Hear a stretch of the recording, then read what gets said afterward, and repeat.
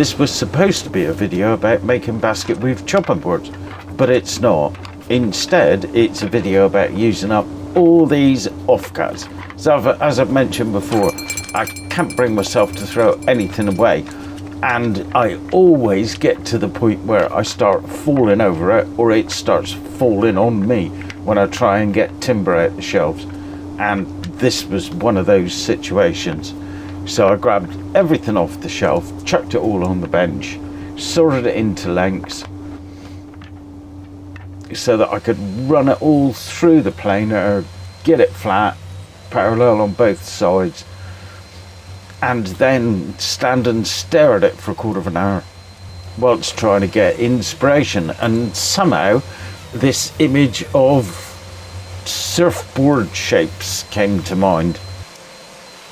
So now, to cut them all to the same height or width, I'm going to use the smallest piece that I've got, so I get everything to the same size. Some pieces are going to yield 2 pieces, but once they're all the same height, it just makes the glue up easier, and then I've got less planing to do afterwards, and run them down on the saw is pretty quick.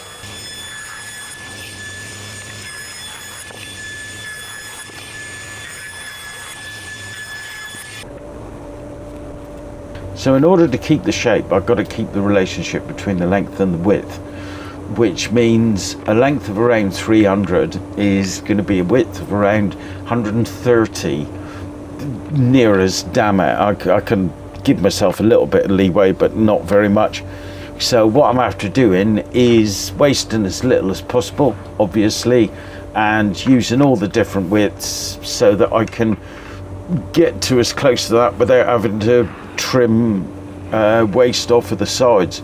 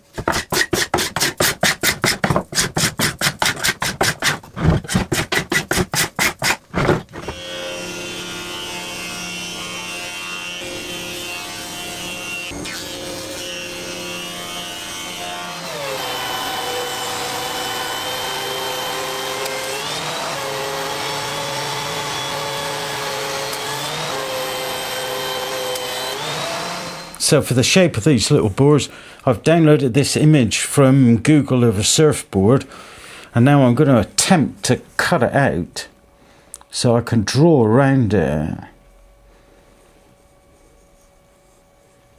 and make a template.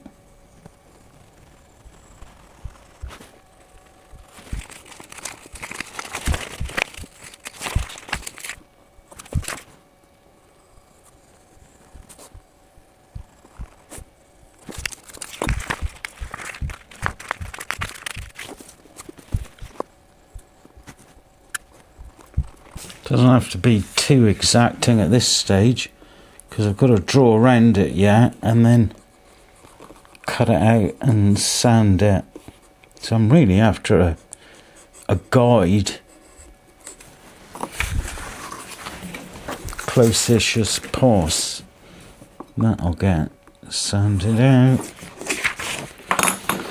And I'm going to use this bit of leftover MDF. So I'll cut that off, and then I'm going to route some slots in it for the micro jig clamps. You'll see what I've got in mind in just a tick.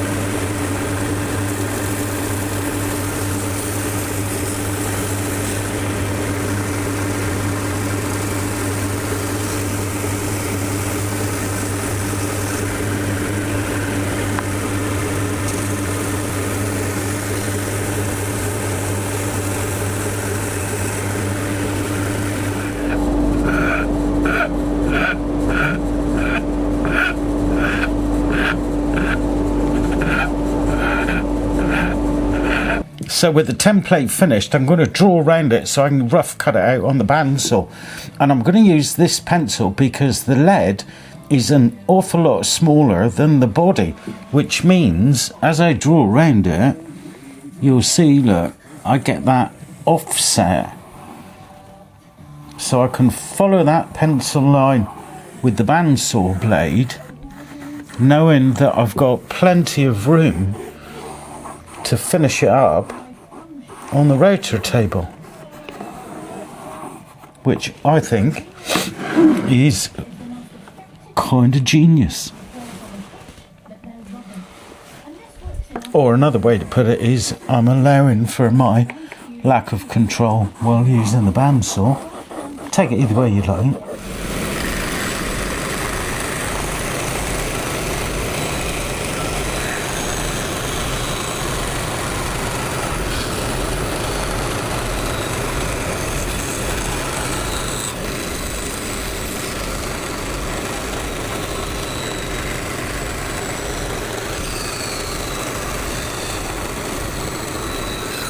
So the process now that I've got everything rough cut to size is to pop my blank on top of my template, and because there's not a lot of wiggle room, turn it upside down, make sure I've got the template inside, and then use one of the bracket slots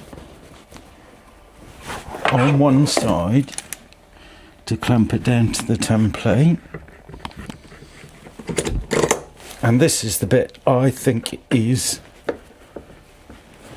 rather clever, so I'm currently feeling very pleased with myself. So my clamps also act as handholds, so I can keep my hand away from that vicious little thing, and then I can run around that side. And then without taking those out, because I cut double slots, I can pop the other one in, do that one up, undo that one, do the other side. Away I go.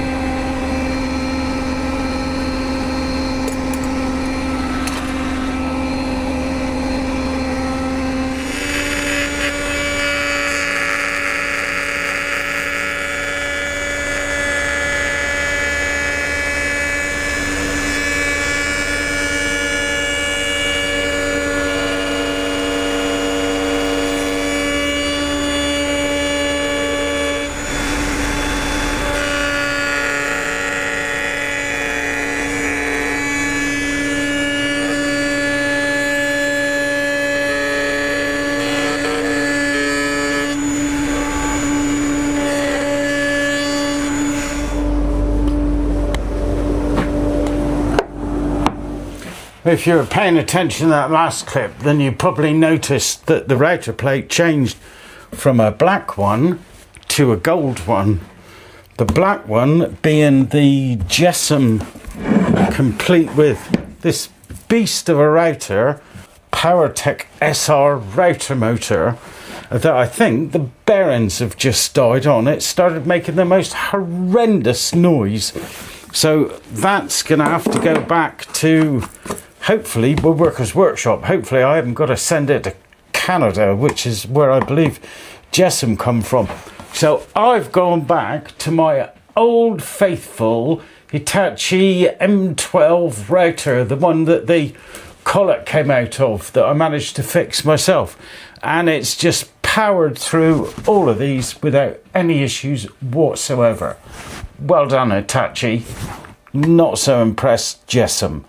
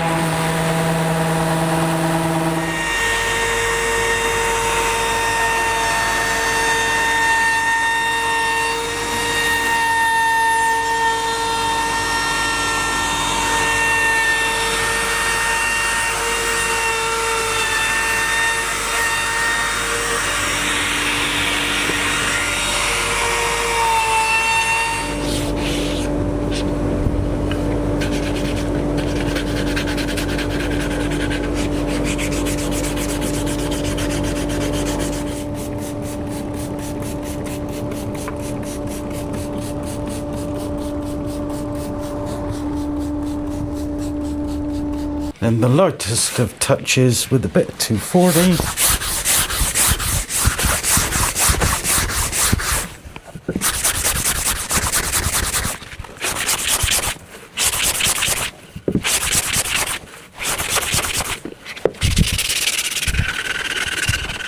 Spot of food grade mineral oil.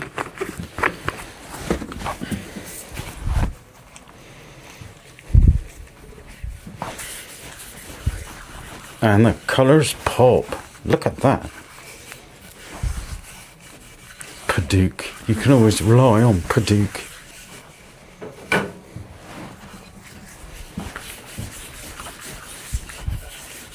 Wenge. Wenge and ash. That's nice. That would make a nice little cutting board, wouldn't it? Basket weave cutting board. Wenge and ash. Stay tuned.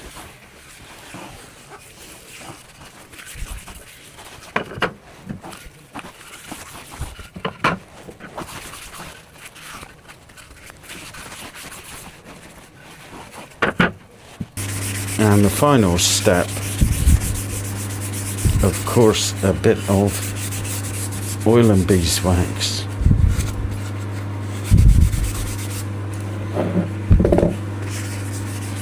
Not, I repeat, not Greek yogurt from Aldi's.